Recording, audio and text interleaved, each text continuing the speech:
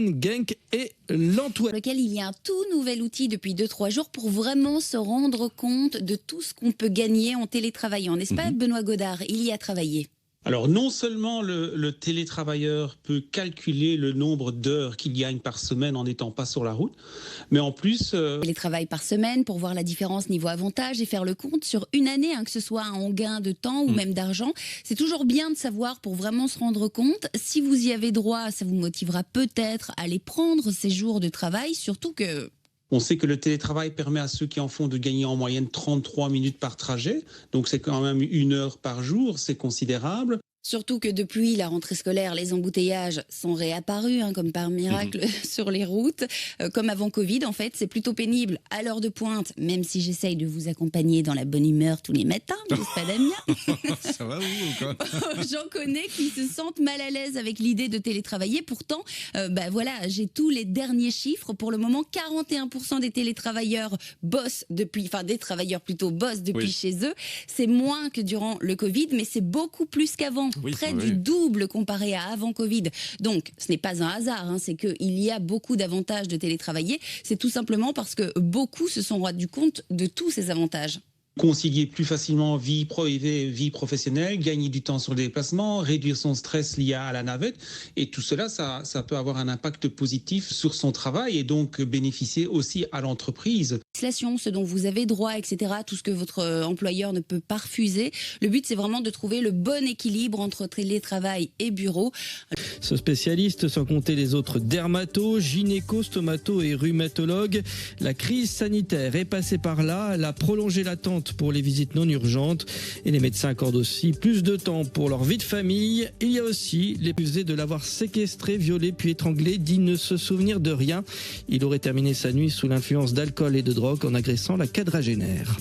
Le centre du SPD devance de justesse les conservateurs de centre-droit de la chancelière Angela Merkel qui quitte son poste après 16 ans de pouvoir.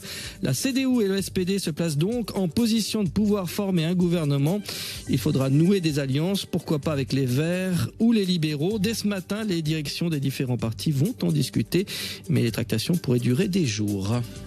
Ce week-end, à l'occasion de cette 5e édition de la Ville du Client, mais pas que, puisque tout ça va démarrer par un petit déjeuner ce samedi de 8h30 à 10h à l'espace Marius Taquet. On va vous offrir donc 300 €, une enveloppe que vous allez recevoir à cette occasion. Le soir, la Ville de Moucron qui participe à l'édition. Le soir, restaurant à la Cloche. Existence aujourd'hui, on vous le disait, pour la... Entre Bruxelles et Charleroi. Donc, nous vous conseillons de voyager via Namur. Si vous comptiez prendre cette ligne ferroviaire, évidemment, prenez vos dispositions, partez bien à l'avant et en avance plutôt. Et donc, il va falloir faire un détour via Namur et cela va prendre plus de temps. Courage. RTL Mobilité, votre partenaire sur la route. La route est fermée temporairement pour permettre aux services de secours d'intervenir. Donc évidemment, plus possible de passer par là. Les embouteillages remontent jusqu'à la sortie de l'échangeur de Neufchâteau. Il faut faire une petite déviation, suivre une déviation via les axes secondaires à proximité.